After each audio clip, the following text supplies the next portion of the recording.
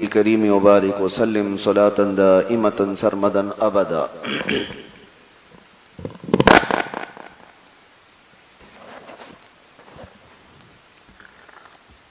अज़ीज़ान गिरामी, आज मुहर्रमुल हराम की 10वीं तारीख़ है। इसको यौम आशूरा कहा जाता है। आशूर असल में अरबी लफ्ज़ है, 10वीं के माने में ही है। और आज तो हम करबला के वाक़यात सुनने के लिए आए हुए हैं, लेकिन साथ में आपको मैं ये बताऊं कि आशूरा की तारीख़ बहुत पुरानी है। ये दिन तारीख़ के एतबार से बड़ा अहम रहा है और हर ज़माने में इसकी फ़जीलत और इसकी अज़मत अंबिया इकराम अलैहिमुस्सलाम की उम्मतों ने बयान किया और एहसास किया।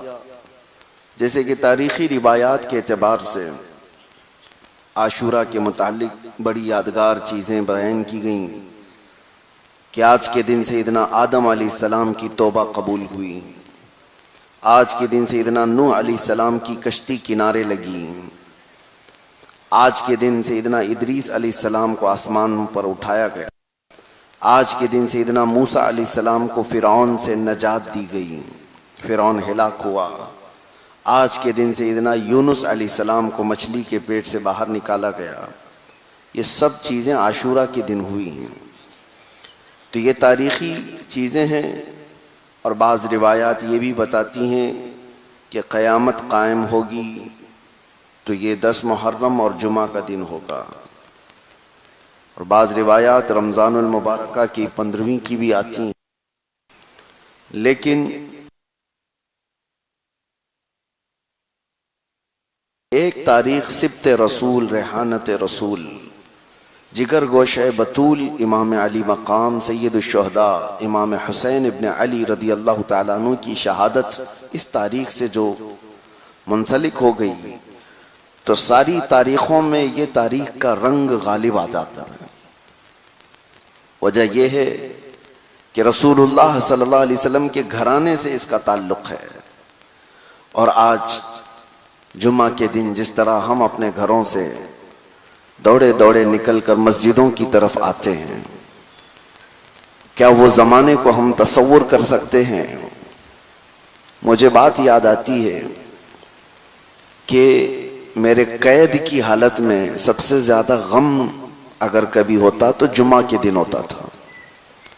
वजह ये थी कि हम जुमा को किस शान से अदा करते हैं, आपको अंदाज़ा है। आते हैं, जाते हैं, नमाजें पढ़ते हैं, तो एक अलग कल्बी सुकून भी है और रूह ताज़ा होती है हर जुमा। और जुमा में मजमे के अंदर अल्लाह तबारक व तआला के फरिश्ते होते हैं, रिवायात बताती हैं। तो अंदर होता ये था कि ठीक 12 बजने से पहले बंद कर दिया जाता था। अगर 4 लोग भी नमाज पढ़ना चाहें तो भी नहीं था कि मुझे तन्हा अकेले को बंद कर दिया जाए। तो शिद्दत से इस बात का एहसास होता था कि सारा शहर अजानों से गूंज रहा है और मैं तन्हा बैठा हुआ हूँ। जोहर पढ़ करके खामोशी इख्तियार करते और कभी कभार बे इख्तियार फूट फूट करके आंसू निकल जाते। सिर्फ जुमा की याद आती। एक वक्त वो है कि मजमा इतना कसीर कि हम जुमा में जाते आते थक जाते, और एक ये दिन है कि हम पत्थरों पर बैठे हुए हैं बगैर किसी चीज़ के, और जुमा का वक्त है। ये तसव्वुर लर्जा देता था अंदर से कि इस वक्त खुतबा हो रहा होगा, इस वक्त सारी जमात सजदे में झुकी होगी, इस वक्त लोग सलाम के लिए खड़े होंगे और हम तन्हा। इस एहसास ने मुझे ये चीज़ याद दिलाई कि अल्लाह अकबर, वो इमाम हुसैन का जुमा कैसा था जो करबला के मैदान में आपने अदा किया था। वो आखिरी जुमा था आपका, आशूरा का दिन, 10वीं मुहर्रम और जुमा। जाहिर सी बात है, जब दोनों चीज़ें मिल जाएं, जुमा भी और आशूरा भी, तो उम्मत के अंदर एक और जज्बा पैदा होता है। आपको अंदाज़ा होगा कि इस तरह की चीज़ जब साथ में आ जाए, शब कदर भी आ गई और जुमा भी है, तो लोगों के अंदर एक उत्साह और बढ़ जाता है आशूरा के दिन जुमा आ जाए, ये अक्सर होता नहीं, कभी कभार जुमा आशूरा को आए तो लोगों के जज्बात और ज्यादा हो जाते हैं। तो क्या हम ये एहसास कर सकते हैं कि उन मैदान और वो करबला के रेगजारों में इमाम हुसैन का चेहरा मुबारक धूल से हटा हुआ और कई दिनों के सफर से थका हुआ चेहरा, अपने अहलो अयाल के साथ, बीवियों और बच्चियों के साथ एक मुख्तसर सा काफिला, और जिसके सामने पूरे मैदान में जगह जगह अजानों की आवाज नहीं, तलवारों की आवाजें गूंज रही हूं, तीर बरसाते हुए खनखनाती हुई आवाजें आ रही हूं, और फिर चटेल सहरा और मैदान नजर आ रहा हो, तो कैसा एहसास होगा। हम तो निकम्मे लोग हैं, हम तो कमजोर लोग हैं, हमारी क्या हैसियत है। उस हुसैन आजम का मकाम तो ये है कि हर खतीब जुमा में उनका तज़किरा किया करता है, बगैर उन पर दुरूद भेजे किसी की नमाज भी नहीं है। हाँ, हर नमाज में आप बारगाह मुस्तफ़ा सल्लल्लाहु अलैहि वसल्लम में जब दुरूद भेजते हैं तो हुजूर की आल पर भी दरूद भेजना जरूरी है। सिर्फ सरकार सल्लल्लाहु अलैहि वसल्लम पर दुरूद हम नहीं भेजते। अल्लाहुम्मा सल्लि अला सय्यिदिना मुहम्मद व अला आलि सय्यिदिना मुहम्मद। हुजूर की आल पर दुरूद भेजे बगैर दुरूद भी कंप्लीट नहीं है। हर नमाज में खुतबा भी उस वक्त तक मुकम्मल नहीं जुमा का जब तक हुजूर पर और हुजूर की आल पर दुरूद न भेजे। सारी दुनिया हुजूर की आल पर दुरूद भेज रही है। मुझे बताओ, उस वक्त रसूल की आल में हुसैन आजम से बढ़कर कौन था? उस शहजादे से बढ़कर के कौन था? वो रसूल करीम सल्लल्लाहु तआला अलैहि वसल्लम की उन निशानियों में आखिरी चिराग थे जिनको मेरे आका ने चूमा था, बोसा लिया था। वो शहजादों में आखिरी थे। और उस वक्त ये उम्मत के हालात कैसे थे? बुरा हो लालच का, बुरा हो तख्ते सियासत का, बुरा हो इन हुकूमतों के अय्याशों का। जिस किसी के अंदर ये चीजें आ जाती हैं उसको अंधा कर देती हैं। दुनियावी हिर्स और दुनियावी लालच अच्छे अच्छे लोगों के तकवे को भस्म कर देती हैं। इमाम हुसैन के मुकाबले में जो लोग आए थे वो कुफार और मुशरिकीन नहीं थे कि जिस तरह बद्र के मैदान में मुशरिकीन आए थे, उहद के मैदान में मुशरिकीन आए थे, खंदक में, खैबर में यहूदी आए हुए थे। यहाँ करबला में ऐसा नहीं था। करबला में मुशरिकीन, कुफार, यहूदी, ईसाई नहीं आए थे, बल्कि यहाँ आए हुए वही मुसलमान ही थे। इनकी तमा क्या थी, इनकी लालच क्या थी? सिर्फ और सिर्फ वक्ती हुकूमत जो कायम है उसका साथ देने की ख्वाहिश। आज भी बहुत सारे लोग हैं इसी मकसद के साथ कि वहां से हमें कुछ मिल जाएगा। तो ये मुसलमानों की मुखबिरी नहीं करते, आज अपनी कौम की दलाली नहीं करते। हर जमाने में इस तरह के गद्दार और मुनाफिक पाए जाते हैं। इमाम हुसैन का मुकाबला ऐसी गद्दारों से था, मुशरिकीन से नहीं था। और आदमी को तकलीफ उस वक्त ज्यादा होती है जब अपने उसके सामने खड़े हो जाते हैं, जब अपनी जमात के लोग उससे लड़ने के लिए खड़े हो जाते हैं। हमें भी दर्द उसी वक्त होता है। हम तो शौक से लड़ लें कुत्तों से, हम तो शौक से इनसे भिड़ जाएं जो अल्लाह और रसूल के दुश्मन हैं। लेकिन हमारी सफ़ों में खड़े होने वाले जब हमारे खिलाफ खड़े नजर आते हैं तो तकलीफ अलग होती है, एहसास अलग होता है। मैंने भी महसूस किया मेरे अजीजों, मैं कोई कंपैरिजन नहीं कर रहा हूँ, एक तकलीफ के, दर्द के असर का आपके सामने इजहार कर रहा हूँ कि अक्सर ये देखा गया, अभी हमारे लोग इन्वेस्टिगेशन करने के लिए उठा करके लाए नहीं है, उससे पहले इन्वेस्टिगेशन ऑफिसर के पास कई ऐसे लोगों के फोन आते हैं, मैसेजेस आते हैं कि इनको पकड़े रहो, इनकी तहकीकात करो, ये करो, फलां करो, ये कलम लगाओ, वो कलम लगाओ। तो जाहिर सी बात है जो ऑफिसर है वो कोई मुस्लिम ऑफिसर तो नहीं था, लेकिन उसने खुद हंसते हुए बताया कि ये आपके मौलाना लोग हैं जो भेज रहे हैं, आपके मौलाना लोग हैं, कई पीर साहब लोग हैं, वो हमें बता रहे हैं। तो मेरे अजीजों, फिर दर्द का एहसास अलग होता है। और सच बताऊं, उस वक्त यही कैफियत है कि इमाम हुसैन को मैं इसलिए जिक्र कर रहा हूं, कुछ ऐसे मकामात जिंदगी में आते हैं जहां बद्दुआ भी नहीं निकल सकती। हम किसके लिए बद्दुआ करें? उन मुसलमानों के लिए। दिल के अंदर हमारे इतना एहसास तो रहता है कि वो भी रसूलुल्लाह सल्लल्लाहु अलैहि वसल्लम की उम्मत हैं। हम ना उनसे जंगो जिदाल कर सकते हैं, ना उनके साथ कोई बद्दुआ वाला मामला। इसीलिए इमाम हुसैन रदी अल्लाह तआला अन्हु मैदान करबला में आखिरी वक्त तक नसीहत ही करते रहे, उनसे कहते रहे कि तुम मुझे पहचानो, तुम मुझे पहचानो। मैं इमाम हुसैन का खुतबा आज भी पढ़ता हूँ तो आंखों से आंसू रवा हो जाते हैं। मैदान करबला में उनके खानदान की औरतों की आवाजें निकल गई थी उस खुतबे के बाद, जो आशूरा के दिन मेरे आका इमाम अली मकाम ने जो खुतबा दिया था। आपने पहले ही जुमले में यूं कहा था, ए कूफियो, क्या मैं वो नहीं हूं जिसको रसूलुल्लाह बोसा दिया करते थे? क्या मैं वो नहीं हूं जिसको इस दुनिया में, इस रुए जमीन पर फातिमा जहरा का आखिरी बेटा होने का शरफ हासिल है? क्या मैं वो नहीं हूं कि मेरे बाप हैदर कर्रार और मेरे बाप के चचा अमीर हमजा, मेरे चचा जाफर तैयार, क्या मैं वो नहीं हूं कि खानदान रसूल से आज उनकी औलाद में से आखिरी हूं? सारी ये फजीलतें सरकार इमाम हुसैन गिनाते रहे। एक बात मुझे याद आती है, यजीद के दरबार में जब इमाम हुसैन का सर लाया गया था बाद में, शहादत के बाद, वहां एक यहूदी खड़ा था और उसने देखा कि ये मजमा और ये सारी चीजें, तो उसने देख करके यजीद के दरबार में बेसाख्ता कहा था कि सुनो, मैं मूसा अलैहिस्सलाम की औलाद में से हूं। कहा, मैं मूसा अलैहिस्सलाम की औलाद में से हूं। मेरे और मूसा अलैहिस्सलाम के बीच में 70 पुश्ते हैं, 70 पीढ़ियों के बाद मैं हूं, लेकिन उसके बावजूद मेरी पूरी कौम सबसे ज्यादा मेरी इज्जत करती है, इसलिए कि मूसा अलैहिस्सलाम की औलाद में हूं।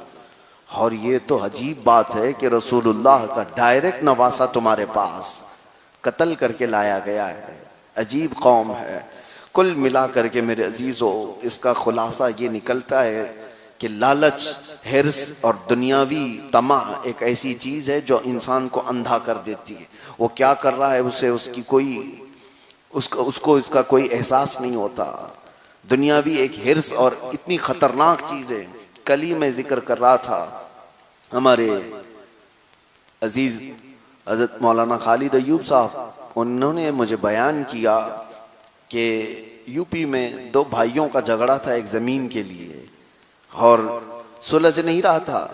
फिर फैसला आया एक भाई के हक में, छोटे भाई के हक में, और बड़े भाई ने क्या किया, जा करके जो मकामी लीडर थे जालिम किस्म के वहां पर मौजूद हैं, गुंडे लोग तो राज करते हैं, उनको जा करके उसने ये कहा कि मुझे सपना आया था कि इस जमीन पर एक मंदिर था जिसको पुराने पुरखों ने खत्म किया था और उसको वरगलाया, और अभी सुनने में ये मिलता है कि उस जमीन को कब्जे में ले लिया गया और वहां मंदिर बना दिया गया। एक भाई ने अपने भाई की जमीन को खत्म करने के लिए किसका सहारा लिया, किस तरह की हरकत की। इसीलिए मैं कहता हूं, जब हिर्स और दुनिया की तमा आती है तो आदमी अंधा हो जाता है। वो क्या कर रहा है उसे खबर ही नहीं है, किसके पास जा रहा है उसे खबर ही नहीं है। आप हमेशा इस बात का लिहाज रखें, हुसैनी हो तो आप डटकर मुकाबला करेंगे और अपनी जीत के लिए कभी जालिम कुत्तों की मदद नहीं लेंगे।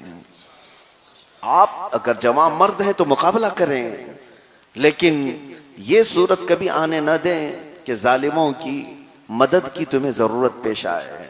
और एक बात मेरे अहबाब और मेरे बच्चों से मैं हमेशा कहता था कि बहुत सारे ये दौड़ भाग करते थे कि आप अंदर हैं, कैद में हैं, बाहर आ जाएं, जल्दी आ जाएं।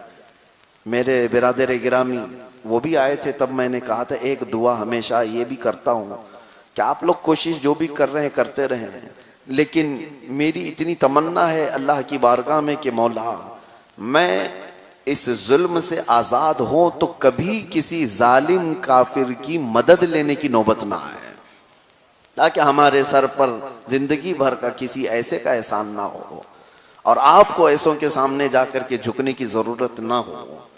अल्लाह तबारक व तआला ने उसकी लाज रख ली। मैं ये बात इसलिए अर्ज कर रहा हूं कि हम तकलीफ में भी आए तब भी ऐसी जगहों पर नहीं जाते जहां हमारी इज्जत पर दाग लगे और सिर्फ यहाँ लोग आपसी दुश्मनियों में कहां से कहां तक पहुंच जाते हैं। सिर्फ अपने हसद में लोग किसका किसका इस्तेमाल करते हैं। अक्सर लोग हमारे मोहल्लों में, हमारे इलाकों में जो परेशान हाल हैं, वो किसकी वजह से? वो मुखबिरों की वजह से। वो लोगों को, डिपार्टमेंट को हमारी खबरें देने वाले कोई और लोग नहीं है।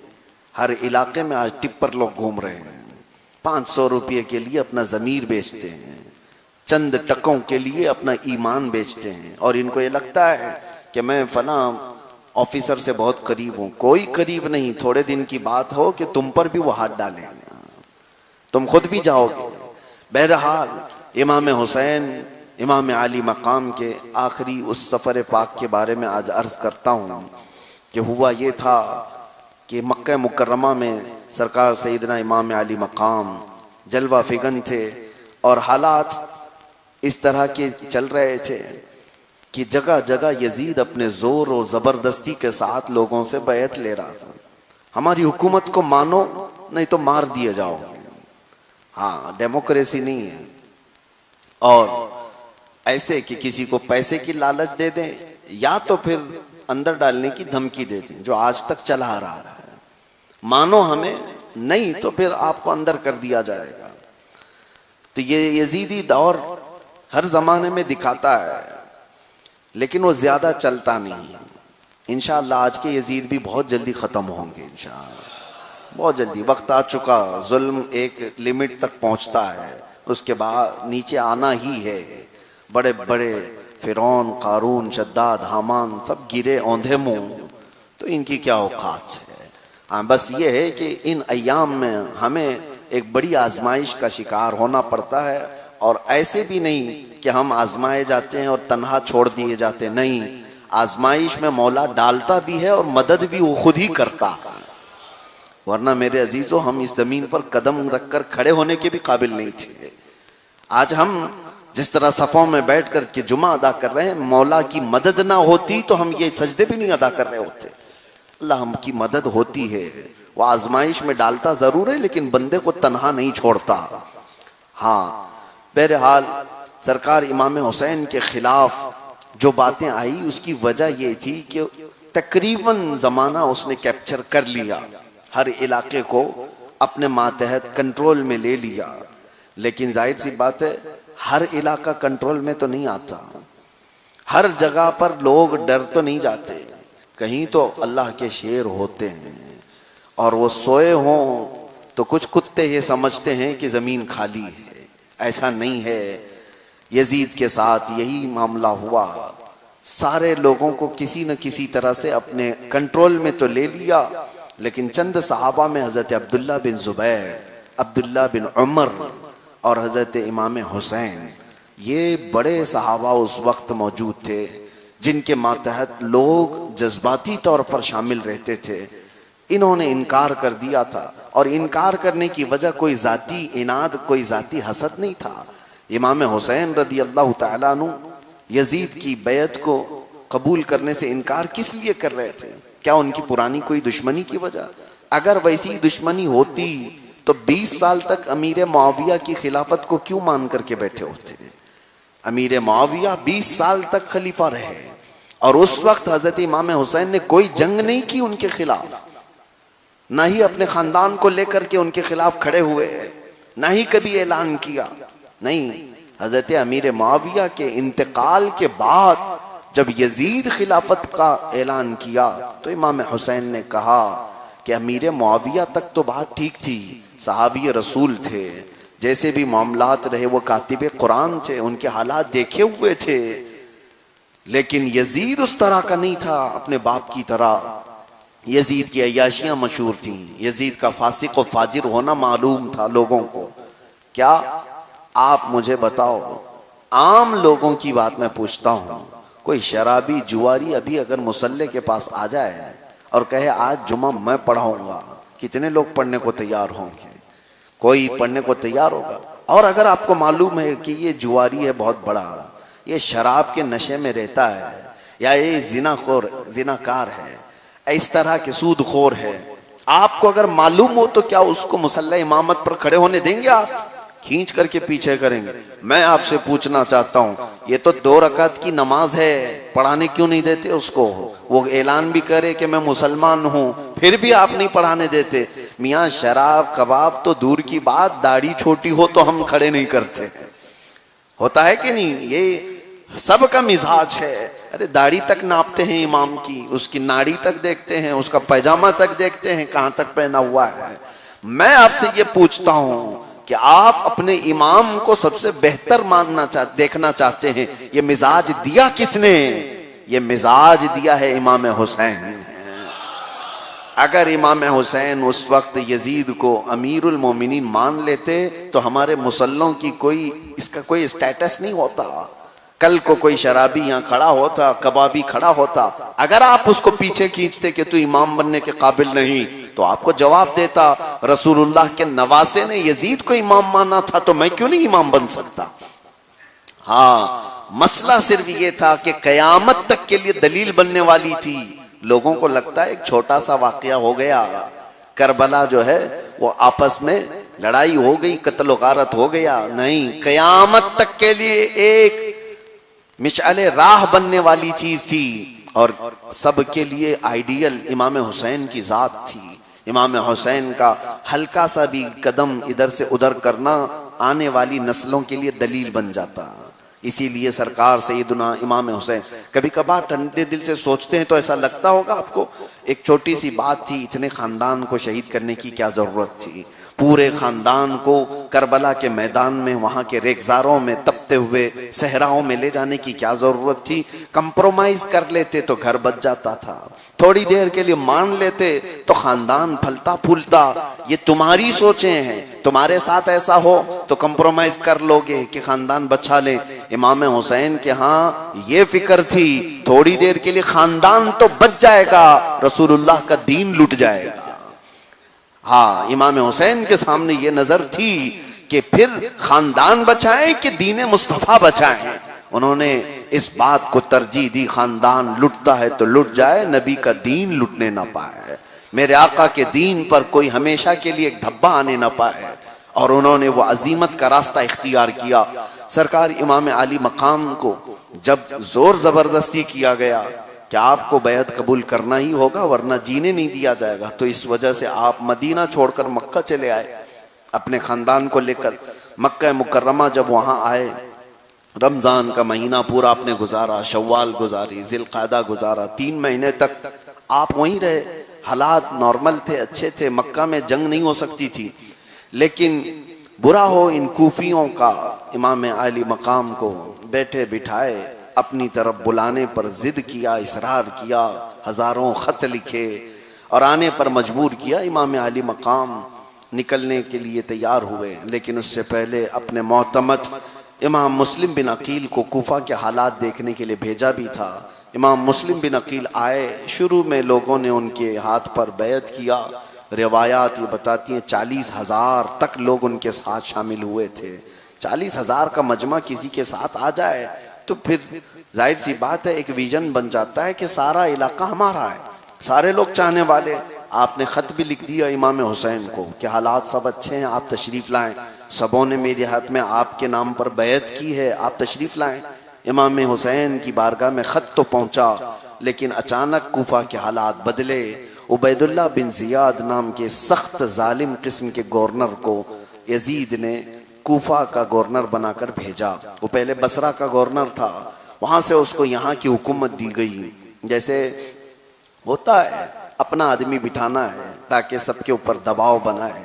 वहाँ कूफा के जो गवर्नर थे नौमान बिन बशीर, उन्होंने नरमी इख्तियार की थी, अहले बैत से वो मोहब्बत करते थे, उनको माजूल कर दिया गया, तुम चलने के काबिल नहीं हो, हमारा आदमी चलाएगा। उबैदुल्लाह बिन जियाद को भेजा गया गवर्नर बना करके, और उसके बाद वो जालिम ऐसा था, आते ही उसने ऐलान किया कि जो मुस्लिम बिन अकील की वफादारी छोड़ दे उसको अमान दिया जाएगा, और जो उनके साथ होगा उसको पकड़कर कत्ल किया जाएगा। कितने लोगों को उसने मारना शुरू किया। मेरे अजीजों, ये जो दहशत का माहौल है वो कूफा में पहले फैलाया गया था। हजरत हानी बिन उरवा जिनके घर पर इमाम मुस्लिम बिन अकील रह रहे थे, उनको बुलाकर कत्ल किया, और इमाम मुस्लिम बिन अकील को गिरफ्तार करके कत्ल करके उनका सर दारुल इमारत से नीचे गिराया गया और फिर उनके जिस्मों को गलियों में खींचा गया और उसके बाद छत के करीब ये लाशों को लटकाया गया ताकि पूरे कूफा वालों में एक हैबत फैल जाए, एक दहशत तारी हो जाए। किस तरह से हम मारते हैं ये देख लो। हर वक्त के हर जमाने के जालिम ये काम करते हैं। आज वक्त बदला है और वीडियो फैलाए जाते हैं किसी को मारने के, किसी मुसलमान को पकड़ करके उसकी मॉब लिंचिंग की जाएगी और उसके वीडियो बनाए जाएंगे। वायरल करने वालों में आप तो माहिर ही हैं। सारे लोग तो, हमारी कौम तो वायरल करने में मशहूर है। कोई ये गुस्ताखी भी आई तो ये 40-50 लोगों को भेजते हैं कि देखो नबी की शान में गुस्ताखी कैसे कर रहा है। हुजूर के शान में भौंकने वाले कुत्तों के वायरल करने में आप जरिया बनते हैं। हम तो खोल के भी नहीं देखना चाहते हैं। कोई अगर भेज दे तो ओपन करके सुनना भी हम नहीं चाहते कि कहीं इस गुनाह में हम बराबर के शरीक ना हो जाए। पता चला है कि कभी कोई जालिम ने भौंका है।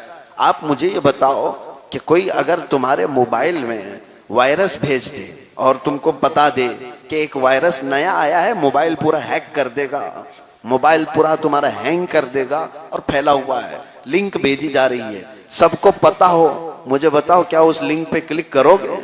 डर लगता है कि मोबाइल कहीं हैक ना हो जाए या हैंग ना हो जाए। तुम्हारे मोबाइल की तो तुम्हें फिक्र है कि कोई वायरस मेरे मोबाइल के अंदर ना आ जाए, लेकिन हुजूर पाक की शान में गुस्ताखियां, मुसलमानों के खिलाफ होने वाली साजिशों की वीडियोस, ये सब चीजें आती हैं तो शौक से खोल के सुनते क्यों हो, देखते क्यों? तुम्हें खुद पता है कि तुम कुछ कर नहीं सकते, बस ये है कि तुम्हारे दिलों के अंदर एक दहशत पैदा होती है, नर्वसपन आता है, नाउमीदी आने लगती है। अरे इतने हालात खराब हैं तो फिर मुझे भी बदलना होगा। कल से तुम टोपी छुपाने लग जाओ, कल से तुम दाढ़ी छुपाने लग जाओगे। हालात बहुत बुरे हैं। पूछा आपने किसी नौजवान से, कहाँ हालात बहुत बुरे हैं? अरे नहीं, देखा नहीं आपने वीडियो कैसे मार रहे हैं ट्रेन में? अच्छा, तुमने वीडियो देखा और तुम्हारा ईमान बदल गया। तुमने ये वायरल चीजें देखी और तुम्हारा जमीर बदल गया। ये जालिम कुत्ते करते ही इसलिए हैं कि तुम्हारे दिलों के अंदर दहशत पैदा हो जाए, तुम इस हैबत में जीते रहो। इसीलिए मेरे अजीजों, पहले के बुजुर्गान दीन इन तमाम चीजों की तरफ तवज्जो नहीं करते थे। सैयदना खालिद बिन वलीद रज़ियल्लाहु तआला अन्हु का एक मंशूर था जंगों के हालात में, पता है बहुत सख्त थे वो इस मामले में। वो ये कहते थे कि जब तक हम वतन वापस ना आए, कितने शहीद हुए ये बताने की भी जरूरत नहीं, कौन कौन कत्ल हुआ, कौन कौन शहीद हुए हमारे सिपाहियों में, वो ऐलान करने की भी जरूरत नहीं। आप इस बारे में सख्ती करते थे। वजह यह थी कि तुम्हारे दिलों के अंदर कहीं नर्वसपन ना आए कि फलां साथी भी चला गया, फलां भी चला गया। नहीं मेरे अजीजों, जवां मर्दी के भी कुछ उसूल हुआ करते हैं। आज के इन हालात पर मुझे तंबीह करना है, इसलिए मैं बीच में रुक करके कह रहा हूं, इस तरह की चीजें तुम वायरल ना करो। जालिम को मदद होती है, उसके मिशन में और फरोग मिलता है उसे। वो चाहते यही हैं कि तुम फैलाओ और तुम्हारे दिलों में दहशत तारी हो जाए। सैयदना इमाम मुस्लिम बिन अकील की लाश को दारुल इमारा पर लटका करके सारे कूफा वालों को दिखाया जाता रहा कई दिन तक। और वो कूफी थे बुज़दिल, तो डर और बैठ गया, और डर बैठ गया। अब तो वो इमाम हुसैन को लिखे हुए खत भी उनको याद नहीं। कितने खत लिखे थे, हजारों की तादाद में, वो सब उन्हें याद नहीं। और वक्त ये भी आ गया क्या वो यजीद की वफादारी में उछल कूद करने लगे। हाँ, हालात बदल गए तो दिल भी बदल गया, हालात नजारे बदल गए तो नजरें भी बदल गई। होता है यही। और इमाम हुसैन रज़ियल्लाहु ताला अन्हु इधर मक्का से निकलने को तैयार हैं, उधर इमाम मुस्लिम की शहादत हो चुकी। इमाम हुसैन को इस बात का पैगाम नहीं आया था, कोई खत नहीं आया था कि हज़रत इमाम मुस्लिम बिन अकील का इंतकाल हुआ या उनकी शहादत हुई। बहरहाल जब निकल रहे थे तो कई लोगों ने रोका इमाम अली मकाम को कि आप न जाएं। रिवायात मौजूद हैं। फरजदक शायर, एक बहुत बड़ा अरबी शायर है, उसने कहा इमाम अली मकाम से कि आप जा तो रहे हैं कूफा, लेकिन एक बात मैं आपको बताऊं कि उनके दिल आपके साथ हैं, लेकिन उनकी तलवारें बनु उमैया के साथ हैं, उनकी तलवारें यजीद के साथ हैं। वो कहते कुछ और हैं, करते कुछ और हैं। आप ना जाएं अपने बच्चों को लेकर। लेकिन इमाम हुसैन के सामने एक मिशन था कि उन्होंने ये लिख करके भेजा था कूफा वालों ने कि अगर आप नहीं आएंगे तो हम यजीद की बैत करेंगे, और क़यामत में अगर अल्लाह हमसे पूछ ले तो हम यही कहेंगे हमने बुलाया था, रसूलुल्लाह का नवासा आया नहीं तो हमने यजीद की बैत कर ली। इमाम हुसैन के लिए बड़ा सख्त मसला था। आपने कहा कि मुझे ये सारी चीजें रोक नहीं सकती, मुझे सफर करने दो। आगे बढ़ते हुए हजरत अब्दुल्ला बिन जाफर जो हजरत ज़ैनब के शौहर हैं, उन्होंने अपने 2 बच्चों को भेजा खत दे करके, बल्कि बाद में खुद आए बीच सफर में और कहा कि मैं अल्लाह का वास्ता देता हूं आप वापस चले आए, ये सफर आपके लिए मुनासिब नहीं है। इमाम अली मकाम ने उनकी बात को भी सुना और उसके बाद फिर सफर इख्तियार किया। कई मंजिलें तय होती रही, कई लोग इसमें शामिल होते रहे। शुरू में ये काफिला 82 लोगों पर था, 82 लोगों पर। फिर उसके बाद कई बदवी जो देहात के लोग थे, बीच के थे, सब शामिल होते रहे काफिले में। काफिला बढ़ता रहा। फिर एक मकाम ऐसा आया कि जहां एक खादिम आया कूफा से, मोहम्मद बिन अशास का गुलाम था। उसने खबर दी कि आपके भाई मुस्लिम बिन अकील को शहीद कर दिया गया, और जिस घर में वो रहते थे हानी बिन उरवा, उनको भी कत्ल कर दिया गया। तो जैसे ही ये खबर आई तो इमाम हुसैन उस वक्त सोचने लग गए, तरद्दुद के शिकार हुए कि अब क्या किया जाए। मेरे मोतमद, मेरे वकील खास को ही उन्होंने मार दिया, तो इसका मतलब हालात बदल गए हैं। अब इमाम हुसैन रदी अल्लाह तआला अन्हु ने अपने काफिले में जितने लोग शरीक थे सबको मुखातिब करके फरमाया कि अब जो यहां से जाना चाहता है वो वापस चला जाए। और हम भी अब इरादा करते हैं। इसी असना में इमाम मुस्लिम बिन अकील के जो भाई थे काफिले में, उन्होंने कहा हमारे भाई का दर्दनाक अंदाज में कत्ल हुआ है, अब तो वापस जाने का सवाल नहीं होता। इमाम अली मकाम से उन्होंने कहा हम तो उसका इंतकाम लेंगे, किसास लेंगे, हमारे भाई को बिना किसी वजह के उन्होंने कत्ल किया है। तो इमाम हुसैन के सामने अब दूसरा मसला था कि जा तो सकते थे वापस, लेकिन अब हमारे भाई को कत्ल किया गया है, तो क्या उनके कत्ल को छोड़ करके वैसे ही चला जाए। और उनके भाइयों के भी काफिले में शिरकत इमाम हुसैन को पता थी। तो सारे भाइयों ने, इमाम मुस्लिम बिन अकील के भाइयों ने कहा कि नहीं, हमें जाना है, मुकाबला करना है। इमाम हुसैन उनकी बात पर फिर जाने को तैयार हुए, लेकिन ऐलान फरमाया कि दूसरे जितने लोग हमारे काफिले में शरीक हुए हैं उनको मैं इख्तियार देता हूं, तो जो जाना चाहे वो जा सकता है। तकरीबन 130 लोग थे जो काफिला छोड़कर चले गए। काफिले में तकरीबन 200 से ज्यादा लोग शामिल थे, लेकिन इस रास्ते में वो सारे लोग अलग हो गए। उन्होंने कहा अब हमारा क्या मसला है, अब वहां कत्ल हो रहा है कूफा में, तो हम कहां जाएंगे, छोड़ दिए। हमेशा इस बात को याद रखें, जिंदगी के सफर में कितने आते हैं कितने छोड़ते हैं, ये तुम्हारे अज़्म और हौसले पर फर्क नहीं पड़ना चाहिए। अल्लाह पर भरोसा हो तो तन्हा चलते रहो, हक के रास्ते में ये मामलात आते रहेंगे। कितने नए दोस्त बनते हैं और कितने अच्छे दोस्त छोड़ के जाते हैं, कितने हमारे अजीजों का इंतकाल होता है और बहुत सारी चीजें, हमारा मिशन हिल जाता है।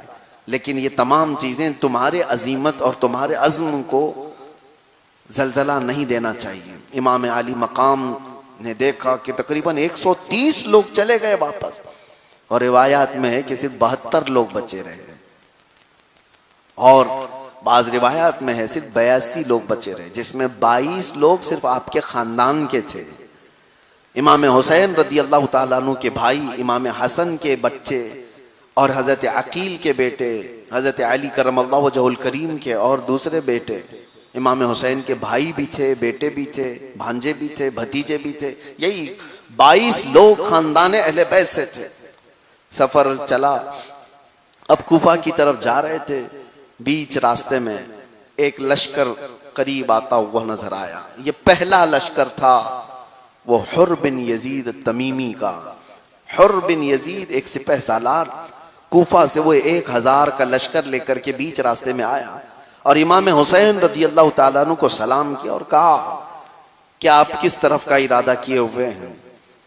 इमाम हुसैन ने अपना मुद्दा बयान किया और इमाम हुसैन ने कहा अब हम जंग के लिए नहीं आए हैं।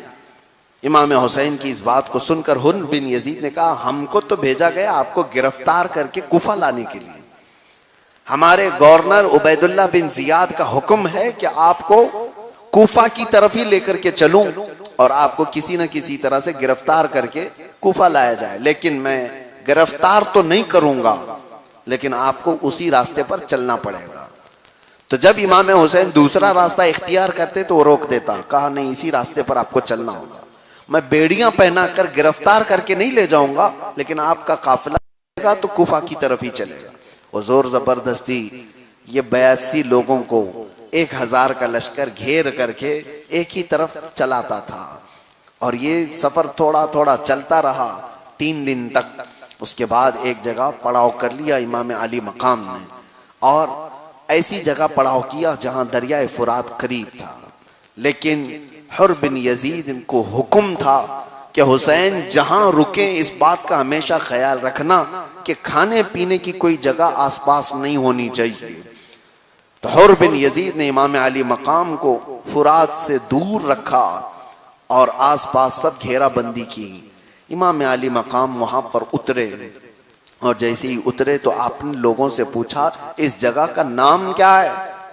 तो लोगों ने कहा इस जगह को करबला कहा जाता है। तो आपने फौरन फरमाया हादा मौदअ करबला मनाखु रिकाबिना व महज्जु रिजालिना मक्तलु रिजालिना। आपने कहा मैंने सुना है यही वो जगह है जहां हमारे सवारियों के बैठने की जगह और हमारे जवानों के कत्ल होने की जगह, यही वो जगह है। मैंने कल भी अर्ज किया है मेरे बयान में कि ये शहादत इमाम हुसैन करबला का वाकया ये अचानक सडनली होने वाली चीज नहीं है। जब इमाम हुसैन 6 महीने के थे तभी रसूलुल्लाह ने बताया था कि मेरा ये बच्चा शहीद होने वाला है, मेरी उम्मत इसको कत्ल करने वाली है। सब सहाबा जानते थे सरकार इमाम हुसैन को उम्मत शहीद करेगी, कत्ल करेगी, ये सब मशहूर था। और इमाम अली मकाम उतरते ही कहते हैं कि ये वो जगह है जो हमारे सवारियों के बैठने की, बांधने की जगह और हमारे जवानों के कत्ल होने की जगह। उसके बाद ये 7वीं मुहर्रम के करीब दिन था, इमाम अली मकाम वहां पर मौजूद हुए। तो इसके बाद से जो रिवायात बताती हैं कि अब आपके खीमों की तरफ पानी वगैरह सब बंद कर दिया गया था। यही वो दिन थे जब आपके खीमों की तरफ पानी का जाना बंद कर दिया गया।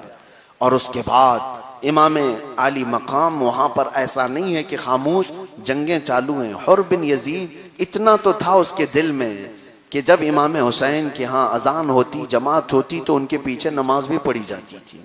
इमाम एक ही था, पूरे मुक्तदी पीछे एक ही इमाम के, यजीद की तरफ से आए हुए भी, हुसैन की तरफ से आए हुए भी, सब की जमात एक ही होती थी और इमाम हुसैन ही थे। और करबला के मैदान में जालिमों ने इस चीज को महसूस किया था कि इमामत के काबिल तो यही हैं, लेकिन लालच का बुरा हो, अमीरुल मोमिनीन ये नहीं बन सकते। बहुत सारे लोग इस फितरत में जीते हैं, उन्हें पता है हक क्या है, उसके बावजूद तस्लीम नहीं करना चाहते। हक उन्हें पता रहता है कि ये हक है, उसके बावजूद वो खड़ा होना नहीं चाहते। ये फितरत यजीदियों की थी। हुआ ये कि सरकार सईदुल शुहदा इमाम अली मकाम नमाज भी पढ़ाते रहे, जिक्र और अज़कार भी होता रहा, खीमों में सब्र और रजा की तालीम भी दी जाती रही, बच्चियों को तलकीन भी की जाती रही। ये रिहर्सल चल रहा है, तरबियत दी जा रही है, एक बड़े मिशन की तरफ जाना है। और जाहिर सी बात है खानदान नबूवत के इन बच्चों की तरबियत कैसी हुई होगी जिनको बचपन में बताया गया था कि तुम्हें शहादत पाना है। जिन बच्चों को बचपन में बता दिया जाए कि तुम्हारा कत्ल होगा, तुम्हारी शहादत होगी, तो उनकी तरबियत भी उसी अंदाज से हुई होगी। उनके दिलों में तवक्कुल भी भरा होगा, ईमान भी भरा होगा, यकीन भी भरा होगा। इसी तरह से तवक्कुल यकीन के साथ इमाम हुसैन मैदान में खड़े हैं। आप कभी सोचें कि तन्हा अगर आप हो जाएं किसी हाल में, सफर में ही, तो आप चीखना चिल्लाना शुरू कर दें, लोगों को हाथ दिखाना शुरू कर दें, हाय मदद, हाय मदद, कोई है इधर आसपास जो मेरे घर वालों को बचा ले। रोना बिलबिलाना तो इंसान की फितरत है, लेकिन एक रिवायत भी ऐसी नहीं मिलती कि इमाम हुसैन ने मैदान करबला से चीख मार कर किसी को पुकारा हो, हाय मदद कोई आ जाए मेरे बच्चों को बचाए। नहीं, वो तन्हा 56 साल की उम्र में अपने बच्चों के पास खुद जाते थे, अपनी बेटियों के पास खुद जाते थे, जहां पानी की शिद्दत उन्हें परेशान करती। दो जुमले इमाम हुसैन के ऐसे होते कि उनको ठंडा कर दिया करते। खानदान अहले बैत के अफराद कहते हैं, जो आखिरी बचे हुए इमाम ज़ैनुल आबिदीन हैं, वो फरमाते हैं कि हमारे करबला में हालात ऐसे थे कि शिद्दत की प्यास जब लगी 10वीं मुहर्रम को तो हमारे पास कुछ बाकी नहीं रहा था, यहां तक कि माओं के सीनों से दूध तक सूख गया था, बच्चे बिलकते थे, लेकिन एक ही दवा थी हमारे पास, एक ही दवा थी। शिद्दत की प्यास बेकरार करती तो एक बार चेहरे इमाम हुसैन को देखते थे, प्यास हल्की हो जाती थी, ये शिद्दत में कमी आ जाती थी। ये सिफत रसूलुल्लाह के साथ थी। सहाबा बयान करते हैं हजरत अबू हुरैरा कि जब हमें शिद्दत की भूख लगती तो हम चेहरे रसूल को देख लेते थे। वो दवा थी, वो ग़िज़ा थी, वो शिफा थी। यही चीज खानदान अहले बैत के साथ इमाम हुसैन के चेहरे पाक में थी। वो कहते हैं चेहरे इमाम हुसैन हमें सब्र और देता था, तवक्कुल और बढ़ाता था, यकीन और बढ़ाता था। इमाम अली मकाम ने सियासी ये तमाम लुटेरों को कभी बुलाया नहीं कि आओ मेरी मदद करो। हाँ, करबला के मैदान में जो खुतबे इमाम हुसैन के हैं वो सारे खुतबे सामने आने वाले लोगों के लिए ही थे कि तुम अपने हाथों को मेरे खून से न रंगो, तुम जहन्नम में न जाओ, इसलिए उनके खुतबे थे। ये नहीं कि ए यजीदियों आओ तुम मेरी मदद करो, मेरे बच्चों को बचा लो, नहीं, आप खुद सामने आने वालों को बचाना चाहते थे कि तुम जहन्नम में जाओगे। अब सुनिए, हुर बिन यजीद ने रोक तो दिया और उसके बाद इमाम हुसैन के साथ उसने बहुत सख्ती तो नहीं की, कोई मार धाड़ या कोई जंग नहीं की। 3 दिन गुजर गए तो सुना, 2 दिन गुजर गए तो उबैदुल्लाह बिन जियाद को किसी ने खबर दी कि हुर बिन यजीद हुसैन इब्ने अली को कूफा की तरफ ला नहीं रहा है, एक ही जगह पर रुका दिया है और ना उनको पकड़ता है ना उनको गिरफ्तार करता है। तो ये बात सुन करके उबैदुल्लाह बिन जियाद ने अम्र बिन साद एक शख्स को बुलाया और उससे कहा 4000 का लश्कर दे करके भेजा, करबला जाओ।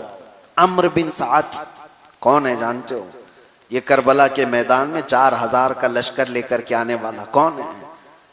अशरे मुबश्शरा में से मौजूद सहाबी रसूल साद इब्ने अबी वक्कास का बेटा है। बाप इस मकाम पर है, अल्लाह अकबर। और मकाम बताऊं, साद इब्ने अबी वक्कास का मकाम, साद इब्ने अबी वक्कास का मकाम जानते हो? ये उन 10 सहाबा में से जिनको हुजूर ने जन्नत की बशारत दी। इतना ही नहीं, तन्हा वो एक सहाबी हैं जिनको रसूलुल्लाह ने कहा था साद तीर चलाओ तुम पर मेरे माँ बाप कुर्बान। एक ही सहाबी हैं जिनको खुद रसूलुल्लाह ने कहा था इर्मी या साद भी अभी अंत व उम्मी, मेरे माँ बाप तुझ पर कुर्बान हो, ऐ साद तीर चलाओ। उस साद इब्ने अबी वक्कास का बेटा है जो करबला के मैदान में इमाम हुसैन के मुकाबले में आ गया। ये हमेशा याद रखो, बहुत अच्छों के बेटे बहुत अच्छे निकले ये जरूरी नहीं है, और बहुत बुरों के बेटे बहुत बुरे हो जाएं ये भी जरूरी नहीं। अबू जहल के बेटे इकरमा सहाबी रसूल थे, बारगाह मुस्तफा में गुलाम थे, और कई ऐसा हुआ कि साद इब्ने अबी वक्कास का बेटा अम्र बिन साद निकला। मंशाए इलाही है, बेटों को हमेशा ये ना देखें कि बड़े बाप का है, बड़े बाप का है तो जरूरी नहीं है कि वो बड़ा ही होगा। कभी कभार बहुत बड़े बाप का बेटा बहुत छोटा निकल जाता है, बहुत गलत भी निकल जाता है। पीरों के यहाँ भी यही मिजाज हो, हर खानका में हर पीर के बेटे का जरूरी नहीं कि पीर का बेटा पीर ही पैदा हो। हाँ, कई जगह ऐसा भी हो जाता है कि पीर का बेटा पैर हो जाए, ये तारीख में देखा गया है। अंधभक्ति नहीं है हमारे यहाँ, अंधी तकलीद नहीं है, अंधी तकलीद नहीं है। तकवा की बुनियाद पर हमारे यहाँ हर कोई अफजल है, बाकी किसी की वजह से नहीं, तकवा की बुनियाद पर।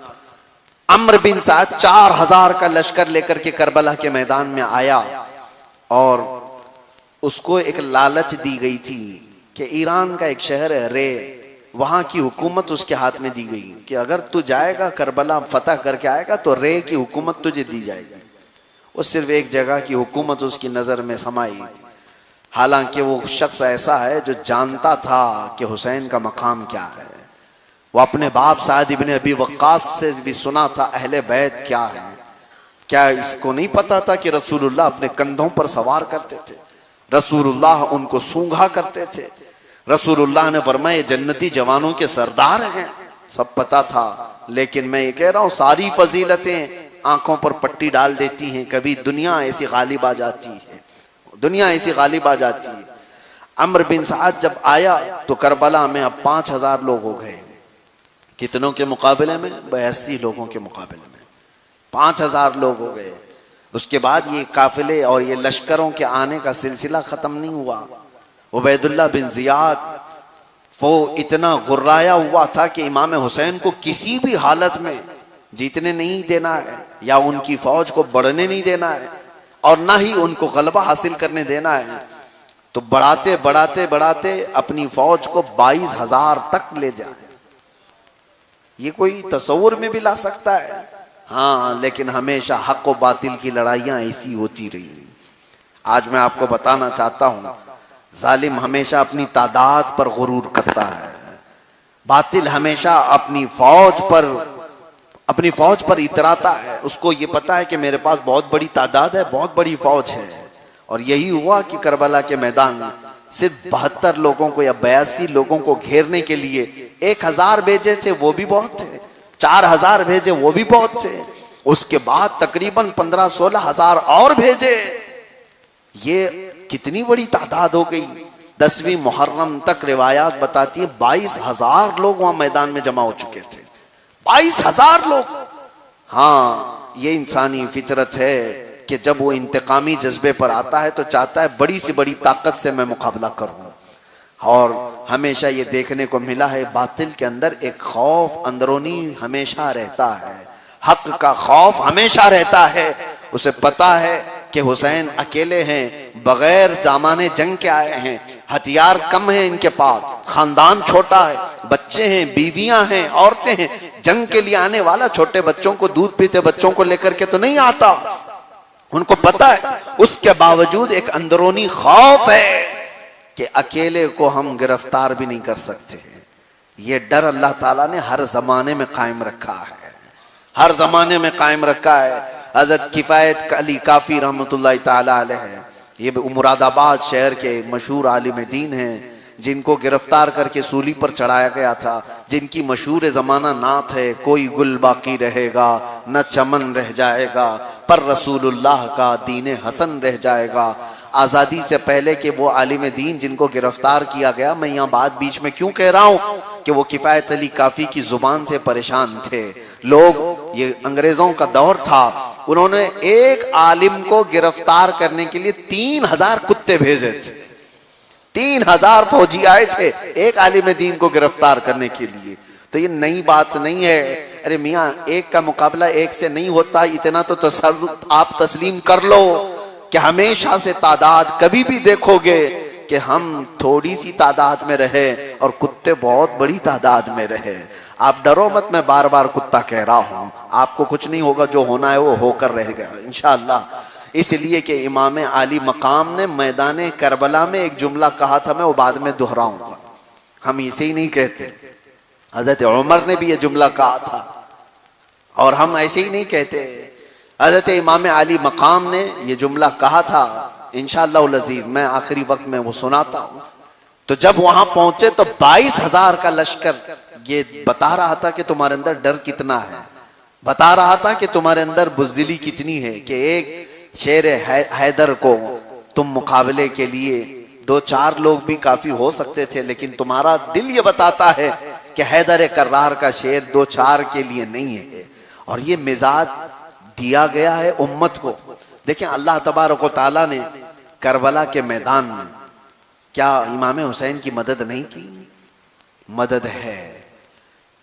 आज तक जो ये जिंदा है ना करबला, ये इमाम हुसैन की मदद ही है। जंगें बहुत हुई, लेकिन ईमान को ताज़ा करने वाली जंग वो करबला की है। उसमें असर आज भी है कि वो पुरानी नहीं होती। क्यों इतनी तवज्जो से सुन रहे हो? क्या पहली बार करबला सुन रहे हो? बचपन से सुन रहे हो? फिर तवज्जो से क्यों सुन रहे हो? इसलिए कि करबला को अल्लाह ताला पुराना होने नहीं देता, हर वक्त इसकी लज्जत जदीद है। मैं एक बात यह कह रहा हूं कि अल्लाह ताला ने उस मैदान करबला में जो ये अपनी कुदरत का इजहार किया फरमाया, 22,000 लोग आए। कभी क्या होता है मालूम है, तादाद जो बड़ी आती है वो अजमत शान के लिए होती है।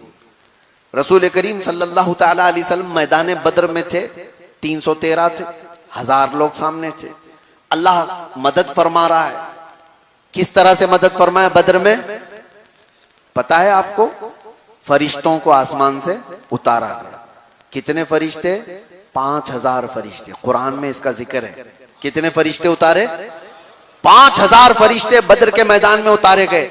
अरे मियां, कभी आपने सोचा एक फरिश्ते की ताकत क्या है? एक फरिश्ते की ताकत यह है कि वो जितने कुत्ते आए थे 1000 फूंकों में उड़ जाते हैं। एक पर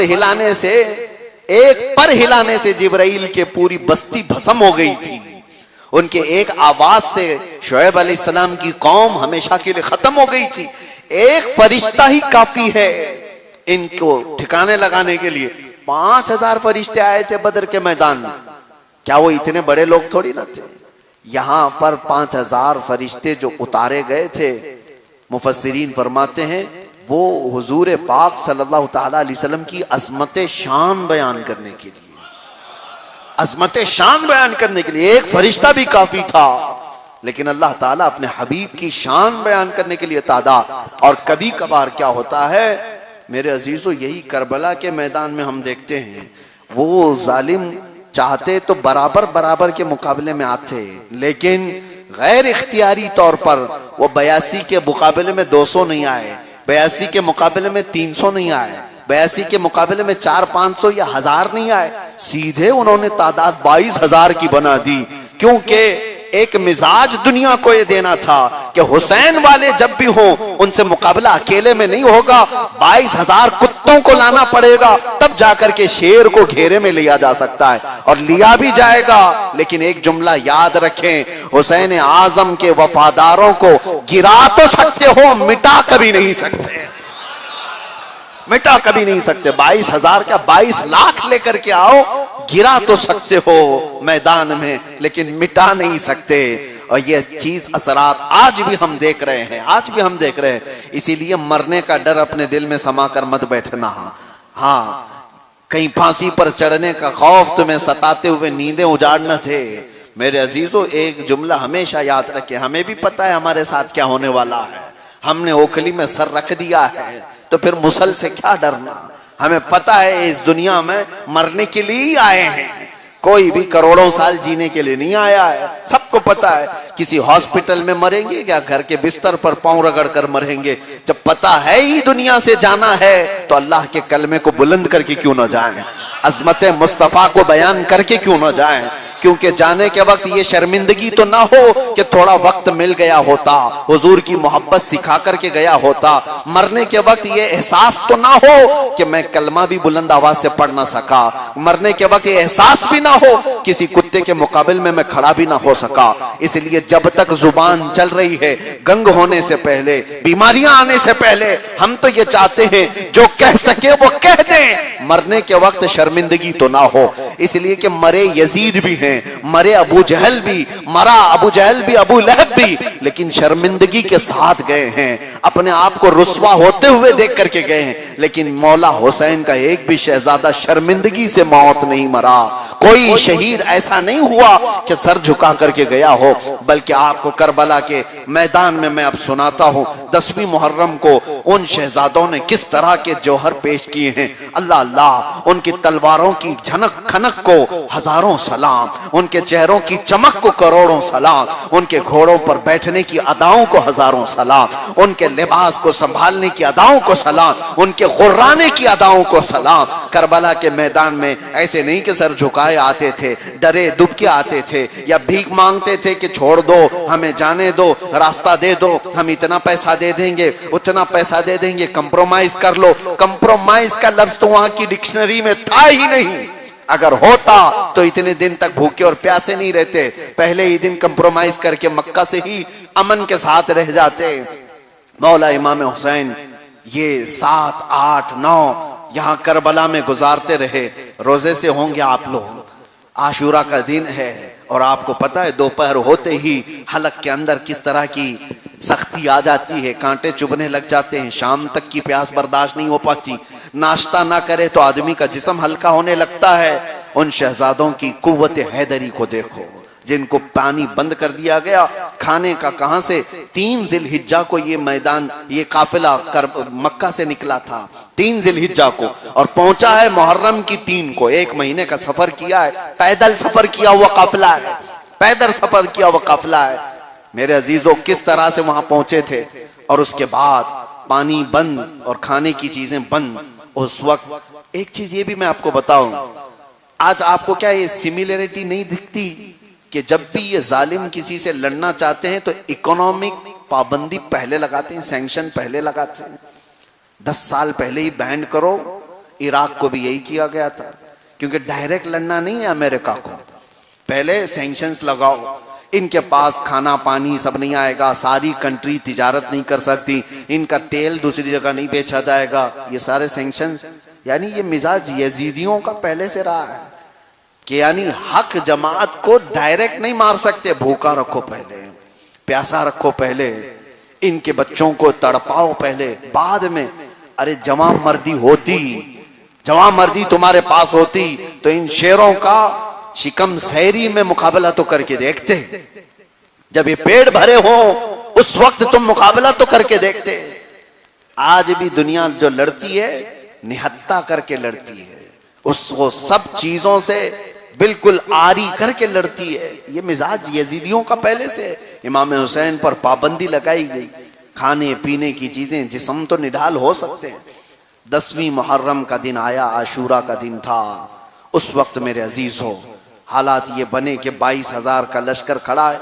ये इमाम अली मकाम का आखिरी खुतबा था। आपने उन लोगों को मुखातब करके फिर कहा, ऐ लोगों मेरे हक को पहचानो, मैं फातिमा जहरा का बेटा, हैदर कर्रार का नूर नजर, रसूलुल्लाह का वो सिफ्त, वो नवासा जो उनके कंधों पर सवारी किया। मेरे नाना ने मेरे मुतालिक क्या कहा वो तुम सबको खबर है, हदीसें तुमने भी सुनी हैं। क्या आज मेरा खून तुम्हारे लिए हलाल हो गया? फिर 2 थैले खतों के निकाल करके आपने सामने रखे, कहा क्या ये खत तुम लोगों के भेजे हुए नहीं है? फलां बिन फलां का नाम है, मोहर के साथ है, ये कूफियों के सरदार लोग हैं, फलां कबीले का सरदार, कहाँ है वो? क्या ये तुम्हारे लिखे हुए खत नहीं है? क्या तुम लोगों ने अल्लाह रसूल का वास्ता दे करके मुझे नहीं बुलाया है? कूफियों के सामने ये आखिरी खुतबा इमाम हुसैन का दिल दहला देने वाला था, लेकिन उन जालिमों पर उसका कुछ असर नहीं हुआ। उसके बाद इमाम अली मकाम ने जैसी ये कहा, ये एक रात पहले का खुतबा था गालिबन, तो आपने वो थैले वगैरह सब रखे। तो उस वक्त इमाम अली मकाम ने एक जुमला कहा कि अब तुम खुद कबूल कर लो कि जन्नत में जाना है या जहन्नम में जाना है। हुर बिन यजीद वो तन्हा शख्स है जो 1000 का लश्कर लेकर के पहले ही आया था रास्ता रोकने के लिए। वो आता है बीच रास्ते में खड़े होकर, मैदान में खड़े होकर, इधर अम्र बिन साद से कहता है कि हुसैन की बात मान लो, हुसैन इब्ने अली जो कह रहे वो मान लो, उनके साथ जंग ना किया जाए। इमाम हुसैन को दिमश्क लेकर के चलो, यजीद के साथ बातचीत हो जाए, कोई तो हल निकले, जंग ना करो। अम्र बिन साद ने गुर्राया कहा, हुर बिन यजीद तुझे तो इमाम हुसैन को गिरफ्तार करने भेजा गया था, उनकी तरफदारी करने के लिए नहीं, तो उनकी हिमायत में बात कर रहा है। तो हुर बिन यजीद जो 1000 सिपाहियों का सिपाही सालार था, बीच मैदान में खड़े होकर उसने कहा, अम्र बिन साद जितने लोग तुम लोग आए हो कान खोल कर सुन लो, ये सिर्फ जंग का मामला नहीं है, ये जन्नत और दोजक का मामला है। मैं तुम्हें छोड़ करके जा रहा हूं खीमे हुसैन की तरफ, इसलिए कि मुझे यही मैदान से नजर आ रहा है जहन्नम इधर है, जन्नत उधर है। मैं जा रहा हूं, तुम रखो तुम्हारी फौज और तुम्हारे सारे मामलात। और हुर बिन यजीद एक रात पहले इमाम हुसैन के खीमे में आ गए और इमाम हुसैन की बारगाह में आकर के कदमों में गिरकर कहा कि मौला मुझे माफ फरमाए, मैंने आपका रास्ता रोका, मैंने आपको यहां उतरने पर मजबूर किया, मैंने आपको काफिले से रोका। आज अल्लाह ने मुझे हिदायत दी, मुझे अपने गुलामों में शामिल फरमा। वो सखी घराना ऐसा था कि कभी किसी को अनदेखा नहीं किया, मुकाबिल में आने वाले को भी सीने से लगाया। हुर बिन यजीद का पुरतकपाक खैर मकदम हुआ। उसके बाद हुर बिन यजीद ने कहा, उस वक्त तक मैं घोड़े से नहीं उतरूंगा जब तक मैं अपनी जान न दे दूं। इसका कफारा यही है। इमाम अली मकाम ने कहा कि आ जाओ। हुर बिन यजीद ने कहा कि नहीं, मैं उस वक्त तक घोड़े की पीठ से नहीं उतरूंगा जब तक मेरे जिस्म के अंदर खून का आखिरी कतरा बाकी है और आपके साथ जंग हो रही हो। तो ये मैदान करबला के मामलात में पहले जाने वाला भी हुर बिन यजीद था। और तारीख ये बताती है, मैं यहां बताता हूं, बहुत सारे लोग ये वाकयात तो बताते हैं कि इमाम हुसैन और उनके रुफ़क़ा और उनके साथियों को कैसे शहीद किया, किस तरह यजीदियों ने मारा, लेकिन कभी ये नहीं सुनते हुर बिन यजीद वो तन्हा शख्स है जिसने 200 यजीदियों को जहन्नम में पहुंचाया। 200 के करीब लोगों। क्या आप ये तस्वीर कर सकते हैं कि एक आदमी 200 को मारेगा? 200 को मारेगा? हाँ, तुम्हारे यहाँ ये सब फिक्शन वाली फिल्मों में हो सकता होगा, यहां पर दिखाई जाने वाली झूठी फिल्मों में हो सकता होगा, मगर रसूलुल्लाह के घर वाले और उनके वफादारों को अल्लाह ताला गैबी ताकत अता फरमाता है। मैं एक बात हमेशा कहता हूं, हुर बिन यजीद है कौन? कूफा का रहने वाला। आया कब? एक रात पहले। हुसैन के खीमे में एक रात पहले आने वाला, एक रात पहले कदमों में गिरने वाला। ताकत का हाल यह है कि 200 यजीदी मुकाबला करने के लिए तैयार नहीं, और उस वक्त 200 को मौत के घाट उतार दिया, फिर शहीद हुआ। लेकिन शहीद हुआ अपनी जगह पर, एक चीज छोड़ करके गया दुनिया में आने वाले इन सारे कच्चे बच्चों के लिए। एक रिवायत रकम करके गया, देख लो है नौजवानों, एक रात के हुसैनी को अल्लाह ये ताकत अता करता है, तो बचपन के हुसैनी को क्यों नहीं ताकत अता करेगा? एक रात का हुसैनी है, एक रात पहले खीमा हुसैन में आया, तो फिर हुसैन के गोद में और हुसैन के खानदान में पलने वाले शहजादों का मुकाबला क्या कर सकते हो? निस्बत का ये असर है तो खानदान का असर क्या होगा? अजीजा ने गिरामी वक़ा, ये जंग की शुरुआत अम्र बिन साद ने की थी, वही सहाबी रसूल का बेटा। उसने पहला तीर चलाया था इमाम अली मकाम की तरफ, और लोगों से कहा भी था कि तुम गवाह रहना और जाकर के गवाही देना कि सबसे पहला तीर मैंने चलाया। बुरा हो उन जालिमों का कि बुराइयों में भी लोगों को गवाह बना रहे हैं, अपने जुल्म का भी गवाह बना रहे हैं। और उसके बाद ये जंग छिड़ गई। पहले जंगों का मामूल ऐसा था, ये के बाद दीगरे ही लड़ते थे, फौजों की फौजें गत्थम गत्था नहीं होती थी। इधर से शहसवार आते, उधर से भी पहलवान आते, इधर से कोई पहलवान आता, उधर से कोई पहलवान आता। मुकाबले इस तरह के होते, शुरू में ये जौहर दिखाए जाते। और इमाम हुसैन के साथ थे ही कितने लोग जो पूरी की पूरी फौज मिलके लड़ते थे, 82 लोग। उनको भी अलग अलग टुकड़ियों में इमाम हुसैन ने बांट करके रखा था, इस तौर पर कि मैमना दाएं जानिब का तुम्हारा, बाएं जानिब का तुम्हारा, सामने का हिस्सा तुम्हारा। इमाम अली मकाम इमाम हुसैन इब्न अली रदी अल्लाह तआला अन्हु जब खीमे में मौजूद थे तो वफादार जितने आपके थे, उन्होंने सब ने ये तय किया था। मैंने शुरू में ही बताया था, खानदान अहले बैत के कितने लोग थे इस काफिले में? 22 लोग। खानदान अहले बैत के कितने लोग थे? 22 लोग। लेकिन साथियों में जितने मौजूद थे तकरीबन 50 के करीब, उन सबों ने यह तय किया था कि जब तक हम सब बाकी हैं, खानदान हुसैन का एक भी शहजादा जंग में नहीं आएगा। उन्होंने तय किया था कि जब तक हम जिंदा हैं, कोई भी हुसैन का शहजादा या खानदान रसूल का बंदा जंग लड़ने नहीं जाएगा। इन्होंने किसी को जाने नहीं दिया। पहले आए थे हुर बिन यजीद, लड़ाई किया, इनमें काफी वक्त गया, और उसके बाद वो शहीद हुए। हबीब इब्न मुजाहिर ये गए, ये शहीद हुए। कितने ऐसे बड़े बड़े जो पहलवान थे, अहले बैत अतार के वफादार थे, उन्होंने अपने अपने जौहर दिखाए और शहादत पाते रहे। यजीदी घेर लेते थे और मारते थे। तकरीबन 50 के करीब साथी वहां पर शहीद हुए। तो अब बारी थी खानदान अहले बैत की और रसूलुल्लाह के घर वालों की। इस खानदान में पहले जाने वालों में अबू बकर इब्न अली हैं, उमर इब्न अली हैं, उस्मान इब्न अली हैं। ये नाम आपको लग रहा होगा ये कहां से नामा है, इसलिए कि अक्सर खटमल इस बात को सुनाते भी नहीं है।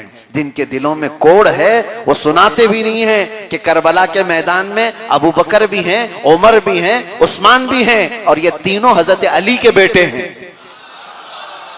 हाँ, हजरत अली के 3 बेटों के नाम अबू बकर इब्ने अली, उमर इब्ने अली, उस्मान इब्ने अली।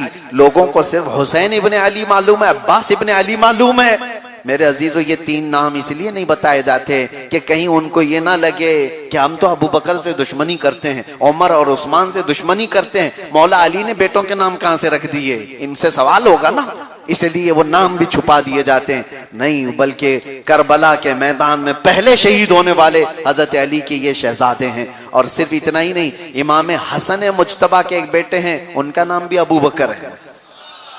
इमाम हसन के बेटे भी अबू बकर हैं और वो भी मैदान करबला में शहीद हुए हैं। 2 अबू बकर मैदान करबला में हैं और यहाँ ये मुंह चिढ़ाते हैं अबू बकर के नाम आने पर, हजरत उमर का नाम आने पर। जरा करबला की तारीफ पढ़ करके तो देखो, मौला अली ने अपने बेटों के नाम इन तीनों खुलफा के नाम पर रखे क्यों थे? इसलिए कि मौला अली तुमसे ज्यादा अबू बकर और उमर से मोहब्बत करते थे। मौला अली रज़ी अल्लाह ताला अन्हु उन तीनों खुलफा से मोहब्बत करते थे। और जब बंदा किसी से मोहब्बत करता है तभी तो अपने बेटों का नाम उनके नाम पर रखता है।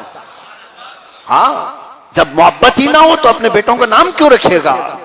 तो वहां पर यह शहादत हुई और उसके बाद खानदान रसूल के लोग एक के बाद दीगरे शहीद हो रहे थे।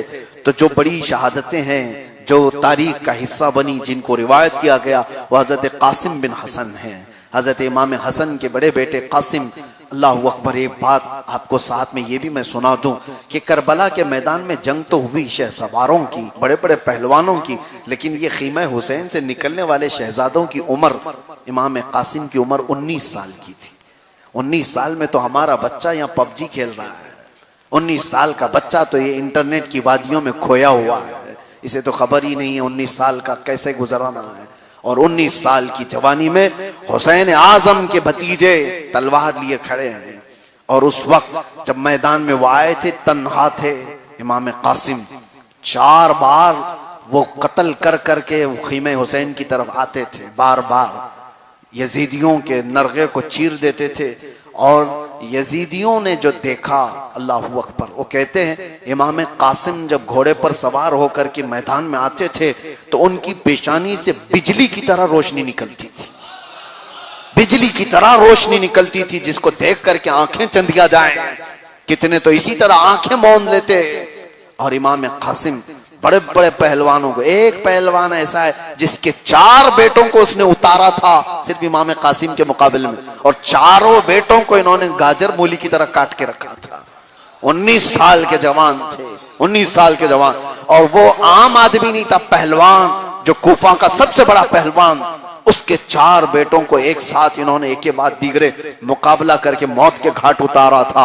उसके बाद जाहिर सी बात है यजीदियों के खीमों में भी ये नारा गूंजता था कि ये आम आदमी नहीं है, हैदर कर्रार का खून है इसके अंदर। जो खैबर को उखाड़ कर फेंकता हो उसका खून जिसके अंदर हो, अरे जिसकी मां ने उसका नाम हैदर रखा हो। हजरत अली करमल्लाहु वजहुल करीम वो तन्हा थे। जब 40 सहाबा जिस दरवाजे को उठा नहीं पा रहे थे, वो तन्हा अली के एक हाथ ने उठाया था। ताकत भी विरासत में मिलती है, खून असली हो तो असर भी दिखाता है। अली की औलाद में वो असर भी था। इमाम कासिम का मुकाबला नहीं कर पा रहे थे तो कई लोगों ने घेर करके उनको नेजों से मारा था, नेजों से शहीद किया था। 4 मरतबा वो वापस मौला इमाम हुसैन के पास आए थे और वो ये कहते थे, या अम्मा, ए मेरे चचा, सिर्फ प्यास सताती है और कुछ भी नहीं, प्यास सताती और कुछ भी नहीं। इमाम हुसैन उनको सिर्फ इतना कहते, बेटा जाओ, अल्लाह के रसूल हौज़े कौसर पर तुम्हारा इंतजार कर रहे हैं। हौज़े कौसर की बात सुनते जोश आता, फिर वापस आते थे। सिर्फ यही बात मौला हुसैन की सुनने के लिए आते थे। एक बात किसी मुअर्रिख ने बहुत अच्छी लिखी है, अगर आपको मैं एक बार कह दूं कि 2 रकात नमाज पढ़ो तो जन्नत मिलने वाली है, एक बार सुन लिया आपने और 2 रकात पढ़ ली, फिर दोबारा आएंगे, फिर पूछेंगे कि 2 रकात पढ़ने पर क्या होता है? नहीं, आपने एक बार सुना, फिर तीसरी बार आएंगे आप कि 2 रकात पढ़ने पर क्या होता है? हम तो आपसे कहेंगे कि क्या बार बार एक ही चीज पूछ रहे हो। नहीं, इमाम कासिम की एक ये अदा मुअर्रिखीन ने लिखी है कि जंग में जाते प्यास प्यास कह करके वापस आते, मौला हुसैन कहते हौजे कौसर पर इंतजार है, वापस चले जाते। और कई लोगों को मौत के घाट उतारते, वापस आते प्यास प्यास, और मौला हुसैन कहते नाना रसूलुल्लाह हौजे कौसर पर इंतजार कर रहे हैं, फिर चले जाते। फिर वही बात 3 बार 4 बार। वजह क्या है? एक बार तो फजीलत बयान कर दी, अब उसी पर तो जी लेते, उसी पर तो लड़ लेते। लेकिन मुअर्रिखीन ने कहा है इमाम कासिम ये चाहते कि इमाम हुसैन जितनी मर्तबा कहेंगे यकीन उतना बढ़ता चला जाएगा, सनद बन जाए, बार बार उनका कहना सनद बन जाए। इसलिए नहीं कि यकीन ना हो, इसलिए कि हुसैन आजम का कहना यह अल्लाह की बारगाह में एक मुहकम चीज है। हुसैन की बात को अल्लाह ताला रद्द नहीं फरमाता। अजीजा ने गिरामे वक़ार, आपकी शहादत के बाद जो हालात पेश आए, हजरत अली अकबर जो इमाम हुसैन के बड़े शहजादे थे, 3 बेटे वहां पर मैदान करबला में इमाम अली मकाम के साथ थे। हजरत अली अकबर, अली औसत, इमाम ज़ैनुल आबिदीन, और छोटे बेटे अली असगर जो सिर्फ 6 महीने के थे। यही 3 औलाद का जिक्र है। और बाज़ रिवायात में और भी बेटों का जिक्र है। आपकी बीवियां भी मौजूद थी 2, और आपके बहन सैयदा ज़ैनब खवातीन में, और आपकी बेटी हजरत सकीना। ये खानदान अहले बैत का मैं जिक्र कर रहा हूँ। हजरत अली अकबर 22 साल के करीब की जवानी थी जब वो निकलने लगे, तो हजरत इमाम हुसैन ने खुद उनको अमामा पहनाया, खुद उनके तलवार हमाइल की और घोड़े पर बिठाया। अल्लाह अल्लाह, वो कैसा बाप है। आज बाप अपने बेटे को दूल्हा बना करके सवारता है, लेकिन करबला के मैदान में एक बाप है अपने बेटे को शहादत के घोड़े पर सवार कर रहा है। कैसा जिगरा होगा, कैसा दिल होगा। कौन अपने बेटों को इस तरह लड़ने के लिए भेजता है? आज अगर हालात खराब हो तो माएं अपने बच्चों को अंदर बंद कर लेती हैं, बाहर कर्फ्यू है, बाहर फसाद चल रहा है, बेटा जाना मत। मगर हालात वहां सामने ऐसे थे, मौला हुसैन खुद अपने हाथों से तैयार कर रहे हैं अली अकबर को। क्या आप एक 56 साला उम्र के बाप के दिल को पूछ सकते हैं दिल पर क्या चल रही होगी, जिगर पर क्या गुजर रहा होगा? अपना बेटा जब घोड़े पर सवार होकर के मैदान में निकल रहा होगा। हजरत अली अकबर जैसे मैदान करबला में आए, वो भी उसी तरह गुर्राते थे। और एक बात आपको मैं बताऊं, पूरे मैदान करबला में लोग इस बात का मानते थे, सबका ये कहना है कि हजरत अली अकबर हूबहू रसूलुल्लाह की शबाहत रखते थे। आपका चेहरा रसूलुल्लाह सल्लल्लाहु अलैहि वसल्लम के चेहरे से मिलता जुलता था, शबाहत थी। वो हुस्न कैसा था, देख करके लोगों की आंखें चंधिया जाएं। लेकिन फिर भी जालिम कुत्तों ने मुकाबला किया। हजरत अली अकबर को बहुत दर्दनाक अंदाज में शहीद किया। और यही अली अकबर हैं जिनके जिस्म पर घोड़े दौड़ाए गए थे, उनके जिस्मों के टुकड़े कर दिए गए थे। हजरत मौला हुसैन आजम उनके जिस्म को जमा करते रह गए। अपने जवान बेटे की मैयत के बाद कोई उसके टुकड़े जमा कर रहा हो, मुझे आज तक एहसास नहीं होता सबर किसको कहते हैं, सबर किसको कहते हैं। हम तो सर्दी बुखार पर सबर को देखे होंगे, हम तो छोटी छोटी बातों पर सबर को देखे होंगे। सरकार इमाम हुसैन से पूछो, सबर की इब्तिदा भी, सबर की इंतहा भी, सबर का सारा पैगाम एक हुसैन से पूछो।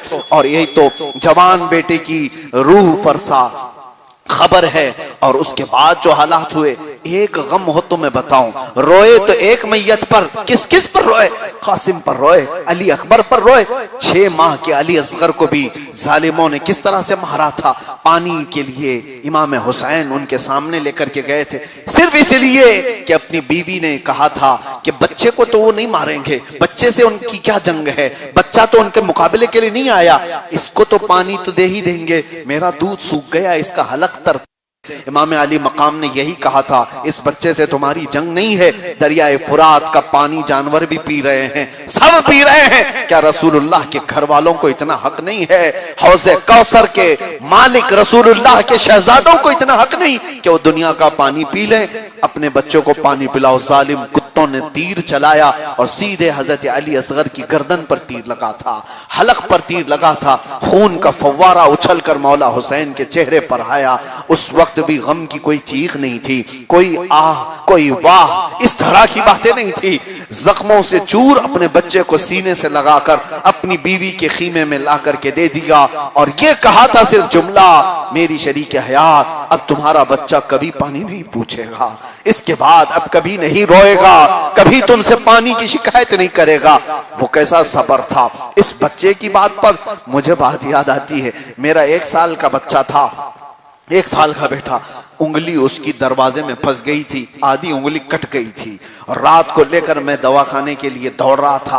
हॉस्पिटल गया और डॉक्टरों ने कहा टाके लगाने पड़ेंगे और उसके बाद टाके जब लगा रहे थे, बच्चा जो चीख मार रहा था, मैं बेकरार था, इधर से उधर भाग रहा था। कभी उस सिस्टर को कहूं, कभी डॉक्टर से कहूं बच्चे को आहिस्ता से सुई लगाओ, एनेस्थेसिया दे दो, थोड़ा सा उसको बेहोश सुन कर दो, उसके बाद लगाओ। डॉक्टरों ने जबरदस्ती मुझे वहां से बाहर कर दिया, जब तक तुम खड़े रहोगे हम बच्चे को टाके नहीं लगा पाएंगे। एक बाप का दर्द अंदाजा करो, उंगली पर आधा कट जाए हमें बर्दाश्त नहीं होता। जिस बच्चे को हुसैन के गर्दन पर तीर मार करके शहीद कर दिया गया हो, खून चेहरे पर हो, और उसके बाद सब्र और रजा का हाल ये है कि शिकायत के जुमले नहीं है, बारगाह इलाही में रोना धोना मातम करना नहीं है, अल्लाह की बारगाह में सिर्फ इतना कहना, मौला तेरे दीन रसूल की खातिर इस छोटी कुर्बानी को अपनी बारगाह में कबूल फरमा ले। अल्लाह अकबर।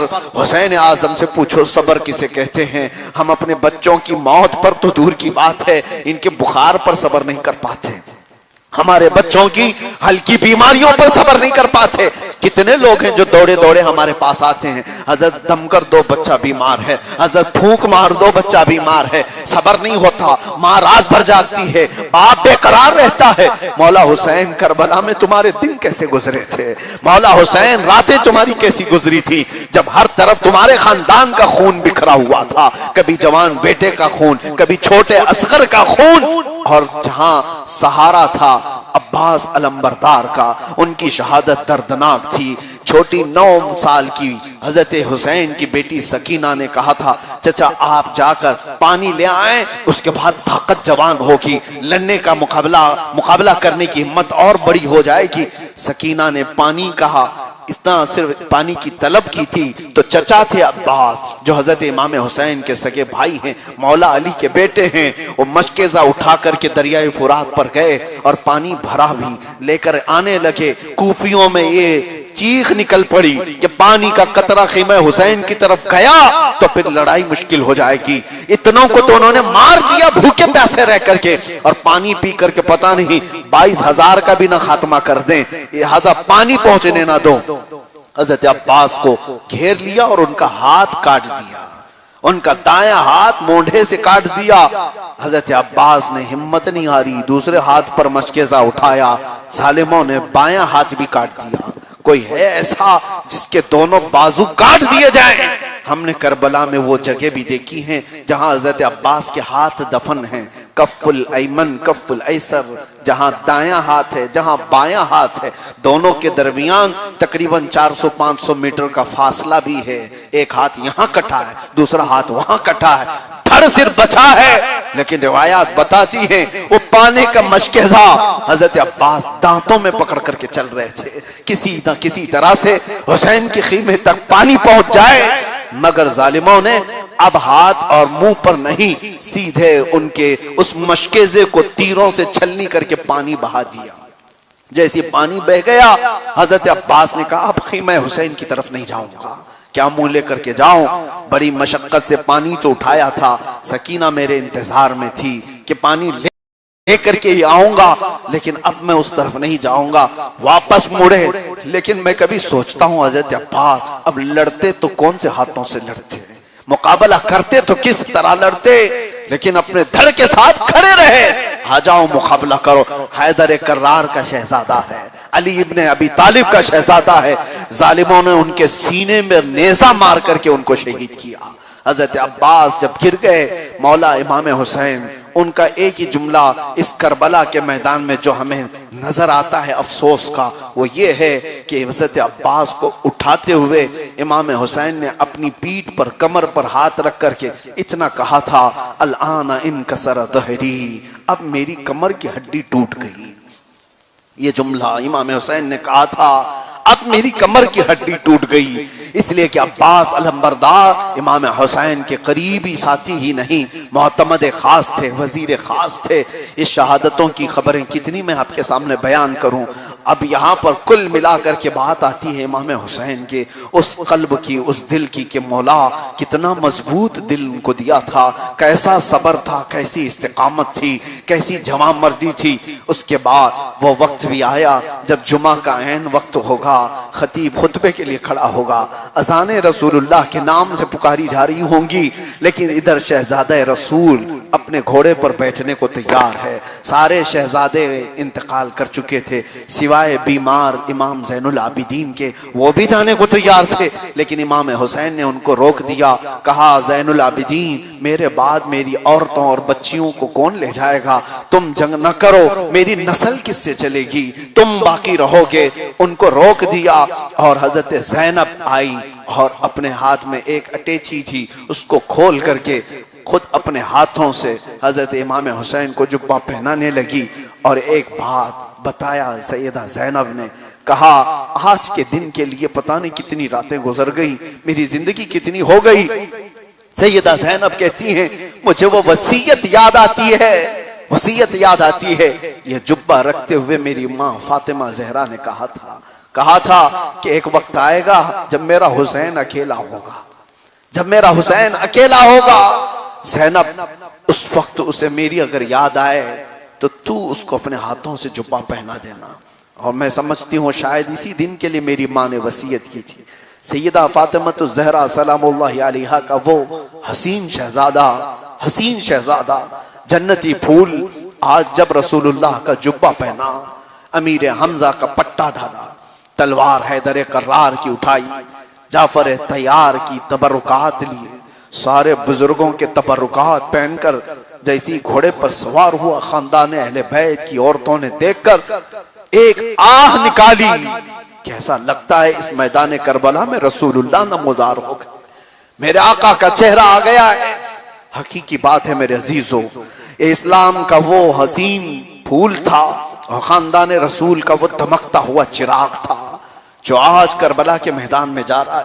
पूरी दुनिया जिससे रोशनी पा रही थी, सिर्फ खानदान ही नहीं, पूरी दुनिया जिसकी बरकतों से सरफराज थी, आज वो घोड़े पर सवार। यहां तक कि रिवायात बताती हैं घोड़े को सामने से आकर बीबी सकीना ने रोक लिया था और कहा था कि जुल्जनाहैन, तुम हमारे बाबा को मत ले जाओ, जो तुम पर सवार होकर के गया वो वापस नहीं आया।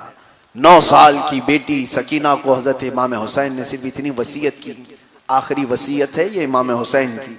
खानदान नबूवत की औरतों से कहा कि अगर मैं वापस ना आया तो मेरी मौत के बाद औरतों पर लाजिम है वो अपने पर्दे की पाबंदी करें, अपने हिजाब की पाबंदी करें।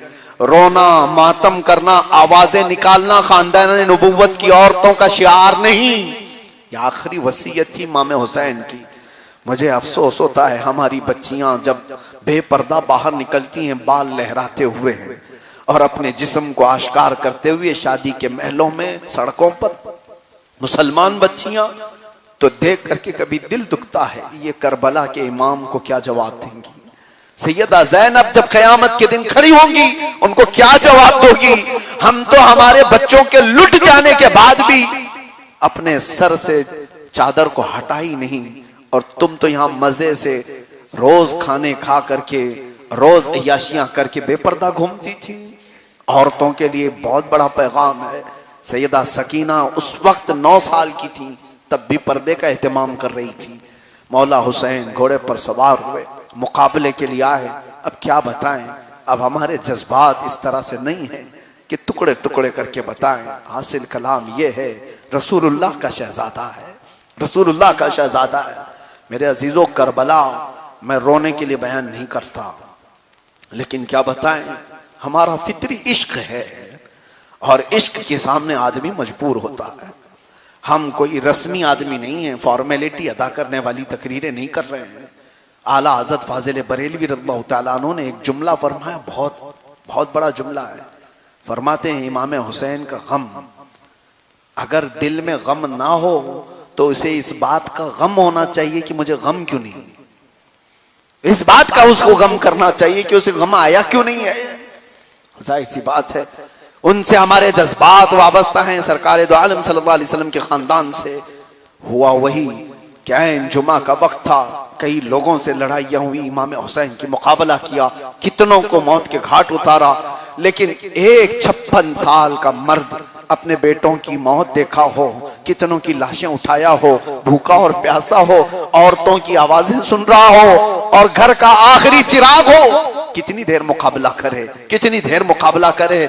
और उसके बाद थक हार करके आप घोड़े से उतर गए दोपहर के वक्त और यजीदियों से कहा इतनी बात तो याद रखो, आज जुम्मा का दिन है, आज हर जगह मस्जिदों में मेरे नाना का खुतबा पढ़ा जा रहा होगा, हम पर दुरूद भेजे जा रहे होंगे, नमाज का वक्त है, हमें 2 रकात नमाज तो अदा कर लेने दो। आप सरकार इमाम हुसैन करबला के मैदान में नमाज के लिए अपनी रकत मान लिए थे या सजदे की हालत में चले गए थे। यजीदियों ने कहा अब मौका अच्छा है, खत्म कर दो और काम तमाम कर दो।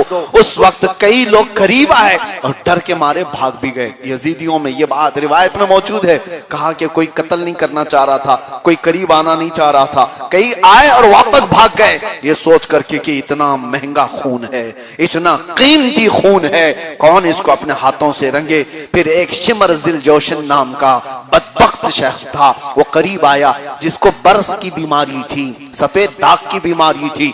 हजरत इमाम हुसैन के करीब आया, आपने उसको करीब से देखा भी और उसके बाद उसने गर्दन के पीछे आपके तलवार रखी और आपकी पुश्त पर अपना घुटना रखा और जब वो ज़बह करना चाह रहा था तब इमाम हुसैन रदी अल्लाह ताला अन्हु आंख उठा करके देखते हैं और उसके बाद उसको पहचान कर कहते हैं सच फरमाया मुखबिर सादिक रसूलुल्लाह सल्लल्लाहु अलैहि वसल्लम ने, मेरे नाना ने कहा था ऐ हुसैन मैं देख रहा हूं एक सफेद दाग वाला कुत्ता तुझे कत्ल करने के लिए आ रहा है।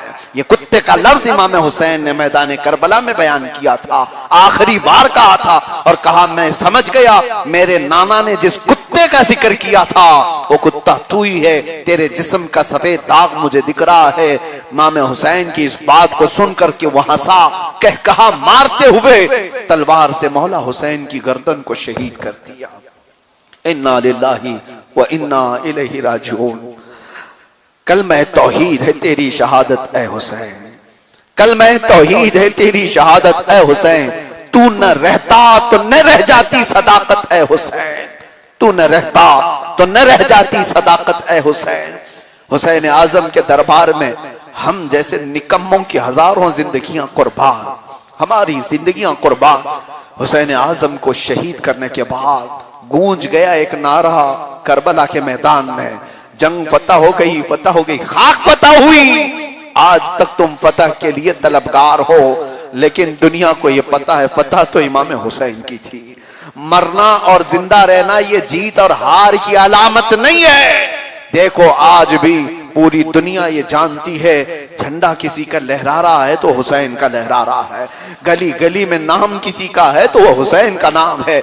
हम अपने बच्चों का नाम हुसैन रखने पर फख्र करते हैं, यजीद के नाम से ही चिढ़ते हैं। जंग किसकी फतह हुई? उस हुसैन आजम की। और इतना ही नहीं, कुरान ने हमारे जुबानों पर पाबंदी लगा दी, खबरदार इनमें से किसी को मुर्दा ना कहना, वो जिंदा है। अल्लाह ताला के यहाँ उनको रिज्क भी दिया जाता है।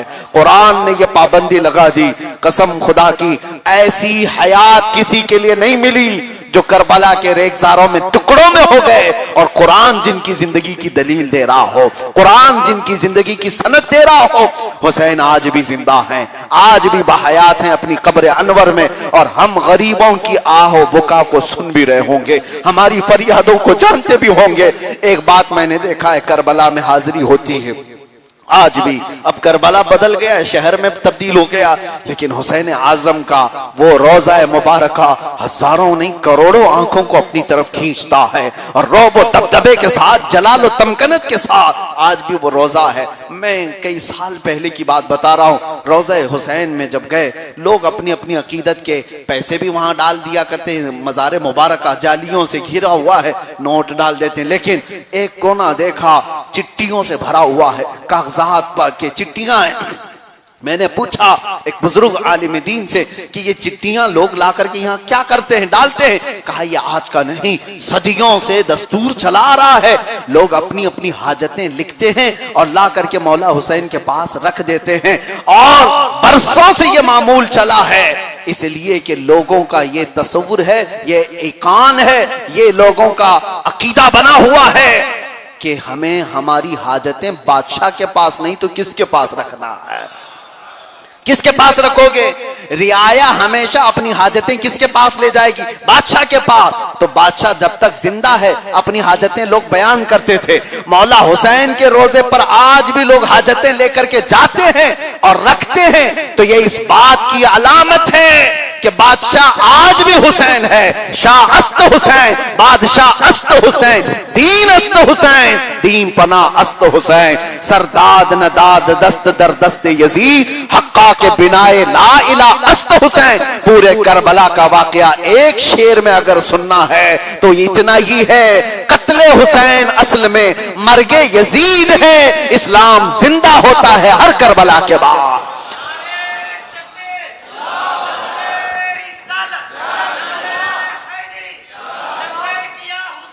लब्बैक या हुसैन।